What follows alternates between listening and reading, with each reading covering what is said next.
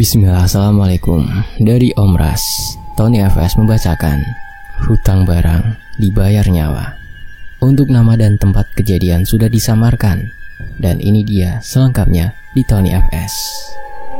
Acara pemilihan kepala desa baru itu berjalan lancar. Meski keluarga kedua belah kubu sempat terlibat pertengkaran beberapa minggu sebelum pemilihan. Aku tidak peduli siapa yang menang, karena siapapun yang jadi kades pasti ujung-ujungnya sama saja, ujar Lodok. Lagi pula, salah kita kalau berharap dengan mereka, Dok, ujar Tarmin sembari menyulut rokoknya. Ya, walau banyak perusahaan masuk ke daerah kita ini, tapi kita warga lokal masih banyak yang menganggur, bahkan tak jarang sampai berhutang untuk menyambung hidup. Itu disebabkan karena kita yang bodoh, tidak bersekolah sampai sarjana. Orang-orang seperti itu kan mencari karyawan yang berpendidikan. Walaupun kau berpengalaman, tapi pendidikanmu tidak tinggi, maka takkan ada harapan, sahut Roli. Pemilihan kepala desa dimenangkan oleh Pak Dahni. Pak Dahni sendiri merupakan warga asli desa itu, namun dia sudah lama tinggal di kota dan hanya pulang sesekali. Namun sekitar setahun terakhir, Pak Dahni sudah kembali ke desa dan membuka usaha warung sembako di sana. Hingga kemudian Pak Dahni ikut mencalonkan sebagai kepala desa dengan visi misi untuk mensejahterakan warga desa. Pak Dahni memang dikenal baik dan ramah, tapi tentu saja tak ada yang tahu Pak Dahni akan menjadi pemimpin seperti apa jika ia sudah menjabat jadi kades nanti. Pada awalnya, memang hampir semua warga dibantu untuk bekerja di perusahaan. Namun itu tidak berlangsung lama, sebab pada gelombang kedua biasanya ada kesempatan besar-besaran untuk warga di setiap desa yang termasuk area perusahaan. Pak Dahni beralasan kalau yang dicari perusahaan hanyalah orang-orang berskill khusus, dan para pelamar di desanya tidak ada yang memenuhi standar. Namun, sebulan berselang setelah itu, orang-orang yang merupakan keluarga dan sebagian lagi para pendatang yang entah dari mana tiba-tiba mendapatkan pekerjaan. Dari banyaknya info, katanya orang-orang itu bisa masuk bekerja karena kades tersebut bersedia bertanggung jawab untuk mereka jika terjadi sesuatu. Ya, intinya kades menjadi orang dalam bagi mereka yang bersedia membayar. Informasi itu tentu saja membuat warga kecewa berat. Tak sedikit pula dari mereka yang mengumpat dan memusuhi keluarga Pak Dahni. Tapi tentu saja amarah warga tak membuat Pak Dahni mundur. Kini sifat asli Pak Dahni yang asli terlihat dengan sangat jelas. Bahkan bila ada yang berhutang dan tak bisa membayar, Pak Dahni akan mempermalukan orang tersebut. Dan bagi mereka yang punya hutang pada Pak Dahni, tak jarang juga merasa sangat kecewa, sebab total jumlah hutang yang ada di catatan Pak Dahni dengan yang ada di warga sangat berbeda jauh. Dan bila mereka tak mau membayar dengan jumlah yang sesuai dengan yang ada di catatan Pak Dahni, maka orang itu juga akan langsung dipermalukan. Hal itulah yang menimpa keluarga Awon. Mereka dipermalukan habis-habisan oleh Pak Dahni di hadapan warga lainnya. Akibat dari kejadian memalukan itulah, istri Awon sampai meminta cerai padanya. Dan selang beberapa bulan setelahnya, Awon mati bunuh diri di kebun karet yang ia sadap dengan cara meminum racun. Mayatnya ditemukan setelah 3 hari ketidakpulangannya. Setelah kematian Awon itulah hal-hal aneh mulai terjadi di desa tersebut. Mulai dari makanan-makanan di setiap rumah tiba-tiba membusuk. Bahkan yang baru dimasak menjelang maghrib pun dengan sangat cepat berlendir. Tidak hanya sampai di situ, karena orang-orang yang mencari ikan di malam hari pun juga sering mengalami gangguan, yakni penampakan mirip seperti pocong yang sangat besar dan tinggi. Akibatnya orang-orang menjadi takut keluar rumah saat hari mulai gelap. Mereka memilih untuk tetap diam di dalam rumah agar tidak kapuhunan melihat pocong yang meneror warga tersebut. Di sisi lain, malam itu sangat dingin. Mungkin sebab gerimis yang sudah sedari sore tadi turun. Seakan tak menghiraukan apa yang terjadi di desa mereka, Roli, Tamrin, dan Lodok pergi untuk berburu. Kalau menuruti rasa takut akan teror itu, bisa-bisa kita kelaparan tidak makan, ujar Tamrin memecah kebisuan. Betul, sekarang ini perut keluarga yang kelaparan lebih menakutkan dibanding setan, sahut Lodok yang dibalas anggukan oleh kedua temannya. Sepanjang malam mereka berburu, berharap mendapatkan setidaknya seekor pilanduk untuk dibawa pulang.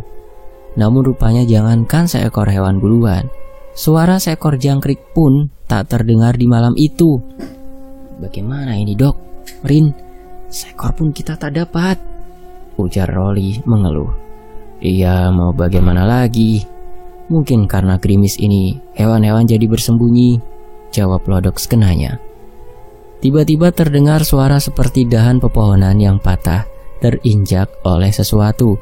Bersamaan dengan suara itu, Rolly, Lodok, dan Tamrin langsung berdiri dan mempersiapkan parangnya.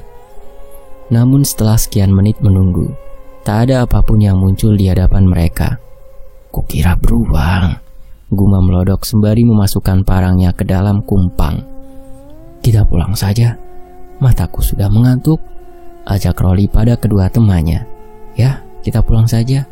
Sepertinya memang kita tak ada rezeki untuk malam ini. Mana beras di rumahku sudah hampir habis. Bagaimana ini dok? Keluh Tamrin yang memang memiliki banyak tanggungan. Raut kekecewaan terlihat jelas di wajah ketiganya. Mereka berjalan gontai keluar dari hutan. Dalam hati kecil mereka masih berharap menemukan hewan buruan untuk dibawa pulang. Namun begitu sampai di ujung jalan, ketiganya hampir pingsan melihat sosok putih yang sangat besar melayang dan menghilang di balik pohon mangga. Apa itu? Ujar Lodok tergagap. Tak ada jawaban, dan beberapa saat kemudian ketiganya berlari tunggang langgang menuju ke arah rumah masing-masing. Keesokan harinya, ketiganya jatuh sakit setelah melihat penampakan tersebut. Dari mulutnya, Tamrin terus bergumam aneh.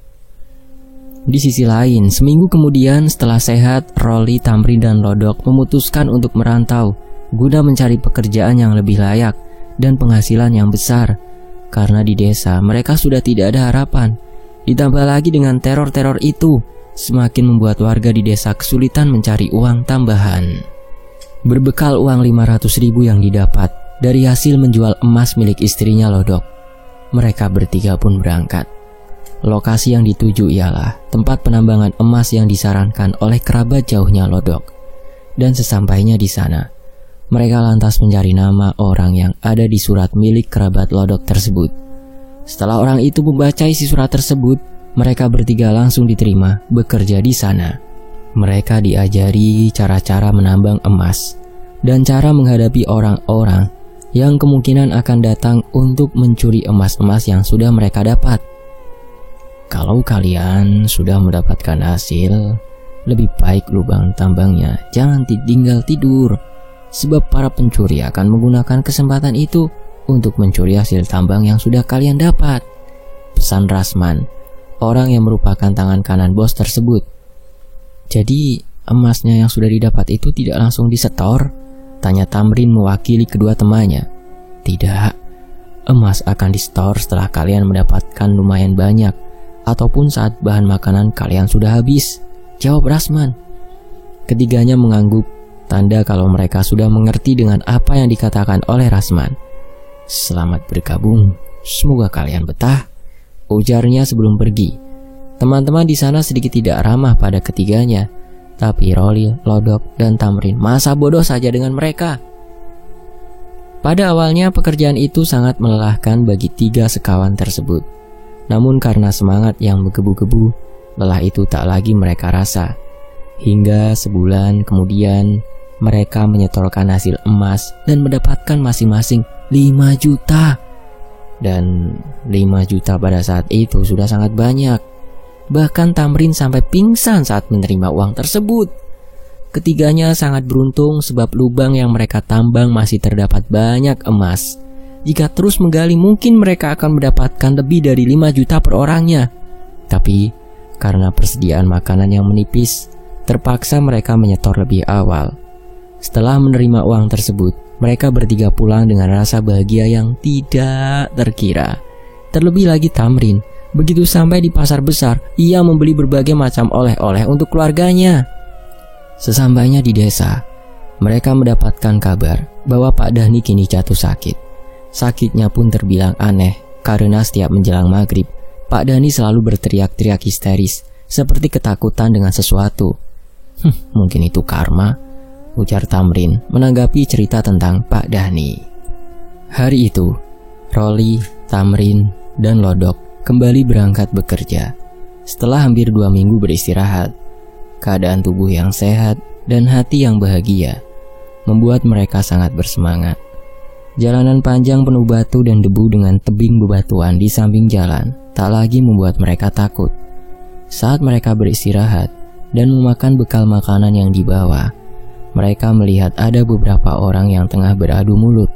Entah apa masalahnya, namun orang-orang yang juga berada di sana tak ada yang berani ikut campur. Kenapa ya? Tanya Rolly pada kedua temannya. Entahlah, sebaiknya kita jangan ikut campur, ujar Lodok. Tetapi semakin dibiarkan, orang-orang itu malah semakin menjadi. Seorang lelaki dengan perawakan sedang tiba-tiba menodongkan parangnya ke arah orang yang tadi berdebat dengannya. Melihat hal itu, Tamrin langsung maju untuk melerai. Namun siapa sangka, Tamrin malah terkena sabetan parang yang dihunus secara membabi buta tersebut. Tak ingin terjadi apa-apa pada temannya, Lodok dan Rolly pun langsung ikut untuk membela Tamrin yang sudah terjatuh di tanah dan darah mengucur dari lukanya. Kalau ada masalah, selesaikan baik-baik. Jangan langsung asal tebas begini, ujar Rolly yang sudah berhasil melumpuhkan orang yang telah melukai Tamrin tadi. Kalian yang seharusnya jangan ikut campur dengan masalah kami. Kami di sini hanya menjalankan tugas untuk menagih hutang. Oh, masalah hutang. Kalaupun masalah hutang, memangnya apa tidak bisa kalau diselesaikan baik-baik? Kenapa malah keroyokan begini? Apalagi sampai membawa senjata tajam. Sebenarnya kalian ini mau menagih hutang atau merampok? Ujar Lodok. Kalian itu orang baru di sini. Apa bos kalian tidak menceritakan tentang kami, ha? Apa kalian mau mati di sini? Rolly dan Lodok terdiam. Perasaannya sudah mulai tak nyaman setelah mendengar perkataan orang itu. Mereka akhirnya mengalah dan meminta maaf pada orang-orang tersebut, lalu kemudian bergegas membawa Tamrin yang terluka. Aduh, ringis Tamrin. Bukannya takut, tapi aku merasa tidak ada gunanya untuk melawan mereka. Karena aku yakin jumlah mereka itu banyak, dan mereka juga termasuk orang-orang yang ditakuti di sini. Makanya saat mereka adu mulut tadi, tidak ada yang berani ikut campur selain kita. Kalau kita lawan, kita bisa bahaya, dijadikan incaran mereka. Tidak apa-apa terlihat kalah dan bodoh, yang penting kita aman, ujar Rolly setelah jauh. Ya, aku setuju. Karena niat kita kemari kan memang bukan untuk berkelahi, tapi untuk bekerja, sahut Lodok. Ya, semoga saja orang-orang yang tadi itu tidak mereka apa-apakan ya. Kasihan, orang-orang itu juga pasti merupakan tulang punggung keluarga, ucap Tamrin sesekali meringis. Setelah mengobati luka Tamrin, mereka pun lantas tidur untuk mempersiapkan diri kembali bekerja lagi di keesokan harinya. Matahari bersinar dengan cerahnya di pagi itu. Meski lukanya belum sembuh dan masih terasa nyut-nyutan, namun Tamrin tetap ikut berangkat bekerja bersama teman-temannya. Hari-hari berlalu. Kejadian tempo hari pun sudah terlupakan oleh 3 sekawan itu. Hasil mereka bulan itu lebih sedikit dibanding bulan kemarin, sehingga Rolly, Tamrin, dan Lodok memutuskan untuk tetap tinggal di sana guna meneruskan pekerjaannya. Padahal persediaan makanan mereka sudah hampir habis. Bahkan beras untuk mereka masak hanya tersisa beberapa gelas saja. Kita cari pinjaman saja dulu. Kita tanyakan pada orang-orang di lubang sana. Sepertinya mereka mau setor emas ke kota. Siapa tahu persediaan bahan makanan mereka masih ada, ujar Lodok mengusulkan. Akhirnya Tamrin yang memang tidak pemalu itu pun mencoba berhutang pada orang yang menambang di lubang yang tidak terlalu jauh dari tempat mereka. Tamrin pulang dengan senyum ceria serta membawa sekarung beras dan 1 rak telur di masing-masing tangannya.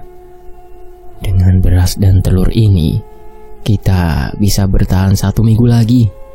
Dan semoga saja dalam 1 minggu ini kita mendapatkan hasil yang lebih banyak dari sebelumnya ya," ujar Tamrin yang langsung dibalas anggukan setuju oleh kedua temannya.